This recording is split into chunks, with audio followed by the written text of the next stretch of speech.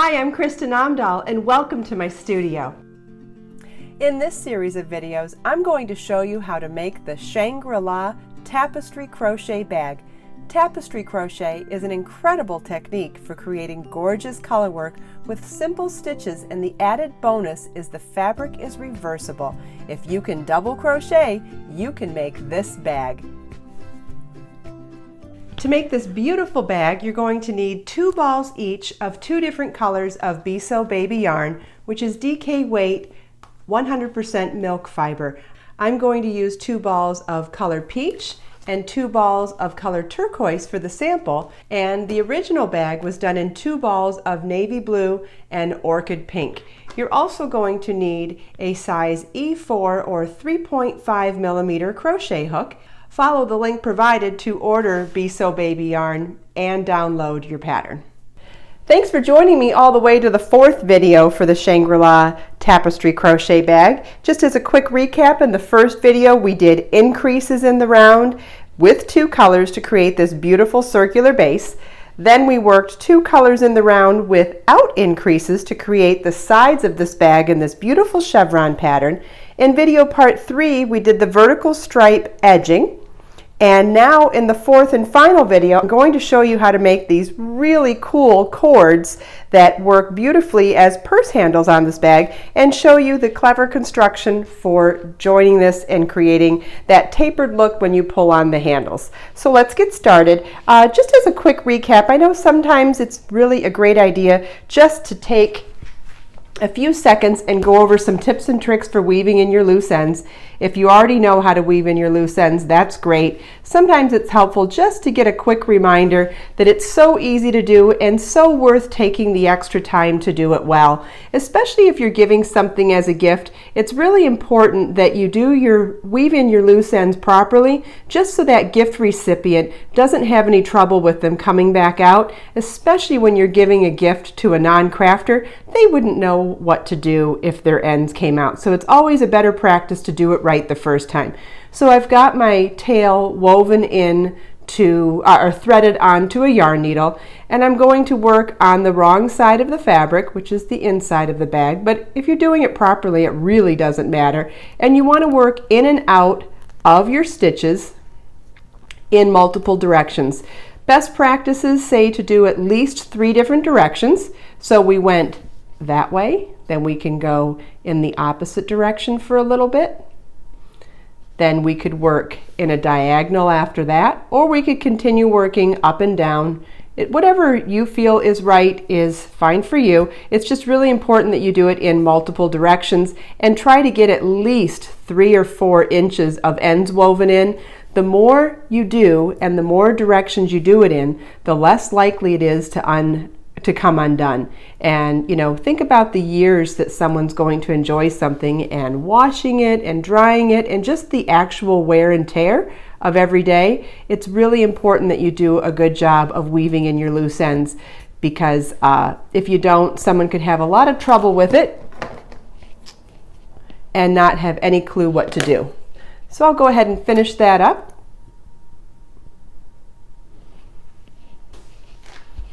Okay, to make these super cool cords for the purse handles of the Shangri-La bag, we're going to be making 2 separate cords and then weaving them together. So we're going to start with color A, but you can do whatever color you like. So when I say color A, I'm going to go with the color I used on the first round 1 of the bag. But again, you could do this in any way you like. You could do it all in one color if you like. I really love the way the texture of the woven cords looks with the 2 colors, but it's totally up to you.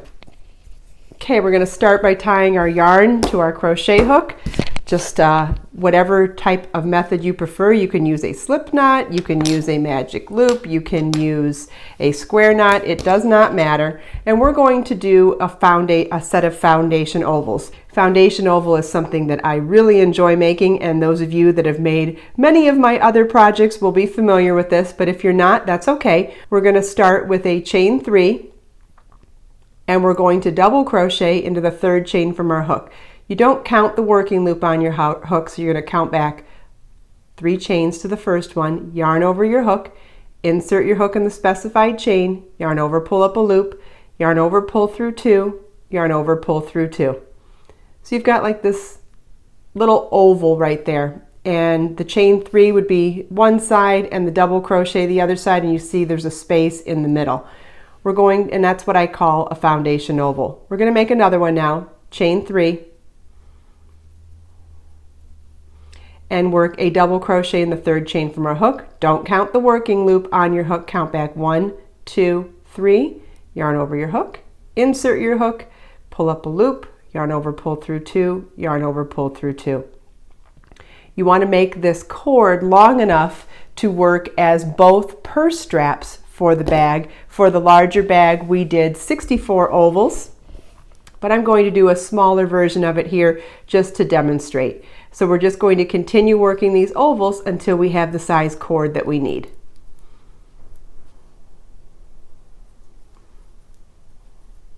So at this point, I would call that 4 foundation ovals. 1, 2, 3, 4.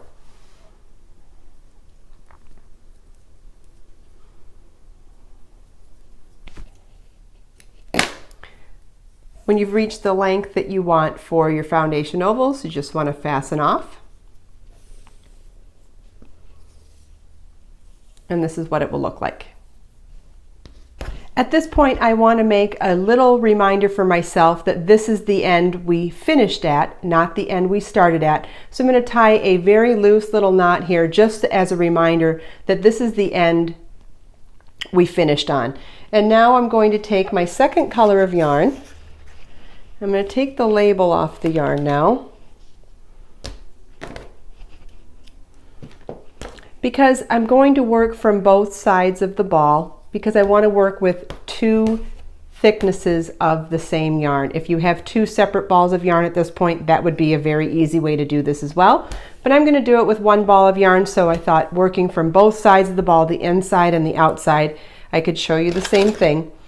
And now what we're going to do is tie the yarn to our crochet hook and just simply chain. And you want to make a chain as long as the foundation oval cord. So I'm just chaining, and you want to chain for the same length as this one.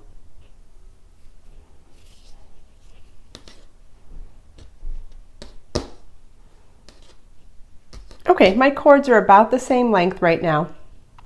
My green one is just a little bit longer, but I think I might end up needing a little bit more to weave in and out of the other cord. But what I'm going to do is not fasten this one off. I'm actually going to elongate the loop so I don't unravel it by working with my yarn. And remember where we made a reminder on this one of which side we finished off on? Just in case I need to unravel this one back, I want to remember that this is the end that I can unravel. So I'm going to start with the beginning of my foundation ovals. And if I didn't make that reminder, sometimes it's hard to remember. So you want to start on the side that you began the foundation ovals on, and that's the side you're going to start weaving the chain from the side you began that one on. So we know which side we began because it's not the side that's still open. And I'm going to take my yarn needle now and thread those 2 tails onto the yarn needle. And now working, I'm going to turn this way though, and now working in and out of the foundation ovals, we're going to work up through that one and then back down through the next, trying not to twist the foundation ovals as we go. How simple is that, right? And then we'll come back up through the next one. And even though my yarn needle is sharp and I could stab into the actual stitches, I think it's a better practice to make sure that you don't, because it'll be easier to slide this through if we need to adjust the length. So I'm trying to work into the larger hole in the middle of that foundation oval. Try not to pierce any of the stitches. It'll be easier for you to adjust. Okay, so you're going to go up through one and down through the next, trying not to twist. If you end up twisting the foundation ovals, it's not the end of the world. I think it still looks pretty, but I think you'll get a more uniform look if you try not to.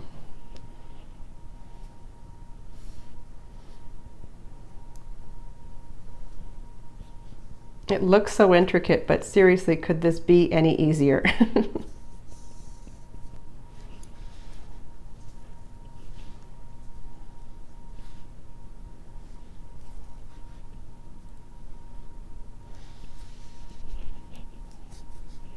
Okay, so now that we've made it all the way through, you want to line these up so that they're fairly close, and we can tie these into a knot, just a little overhead knot.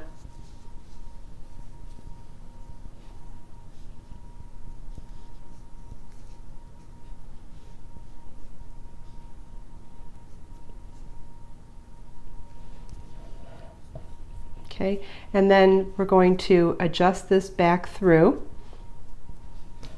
and because we didn't fasten off the green cord, it'll be easy to unravel or add more cord if we need it.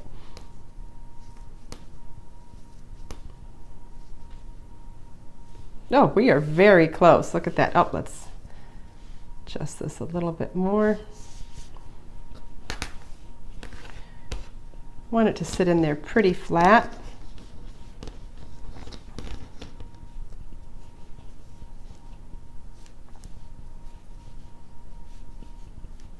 Okay, so now since we didn't fasten this one off, I can unravel this one back a little bit. Okay, now I'll fasten off.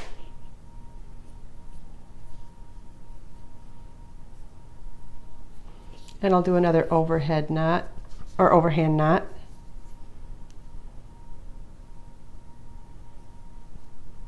Just to secure them together. And there's our beautiful woven cord. How beautiful is that? Now I want to show you on the finished bag what we did from there. After I did that, we're going to take, what we did is take the entire length of cord. So you're going to grab all three of those tails. Trim them the same length first, and we put them back onto a yarn needle and wove them through the bag by taking, so when the bag was flat, I'll show you on this one real quick, but it's not the same size, so we'll end up looking at the big one again. So what I did was take 2 inches, I did a fold like this of 2 inches indenting in, so you have 4 thicknesses of bag, and inserted the needle through the bottom of the striped hem through all 4 thicknesses like that to get the cord through, and then did the same thing on the other side. So you're going to make that indent of about 2 inches, and then lining up where that the bottom of the vertical stripe is on all 4 thicknesses, and pulled the handle through. Okay, now after that, actually we could have done it's easier to do it this way. It seems a little convoluted, but it is easier to do it this way. So now I'm going to pull this side back out because I want to tie my knot inside one of these sections that cinches up. So now I'll grab this one again, thread it back onto my yarn needle. Okay, and then where we were doing it before, go through those first 2 thicknesses again to match up with the other end inside the fold. And then we're going to do a little square knot here, which is tying one end, you could either do the left side under, and then let's do that again.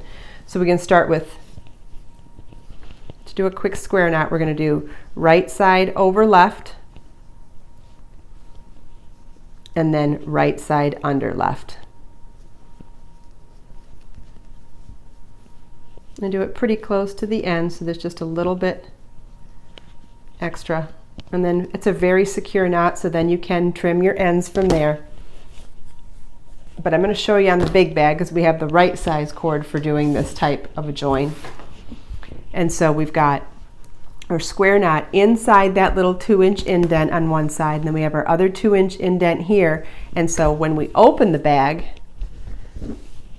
the whole handle disappears, and you can and you can use it as a bag that sits flat on the floor and fill it up as far as you want, and then when you go to pick it up, the gravity of the handles and the weight of the bag cinches those two sides, creates that little gathering on each side, and gives you that tapered top and that beautiful purse handle. Make sure you watch the other videos in the series to watch all the different steps to make this gorgeous Shangri-La Tapestry Crochet Bag. If you have any questions, please leave them for me in the comments.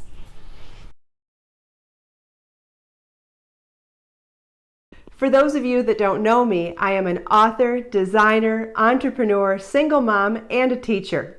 I hand dye and sell many beautiful yarns. I'm the author of dozens of crafting books and hundreds of free patterns. Have you seen my YouTube channel? There you can find hundreds of how-to videos on knitting, crochet, crafting, cooking, DIY, jewelry making, and so much more. I also host a live stream podcast on my YouTube channel 6 days a week. You can join me live at sunrise at the beach. It's so much fun. It is called Create, Share, Inspire Podcast. I do hope you can join us. Ask Me Anything live. It's a lot of fun. I also have a charity, Project Kristin Cares. A portion of every sale from my brand supports survivors of domestic violence. If you have any questions, please feel free to ask.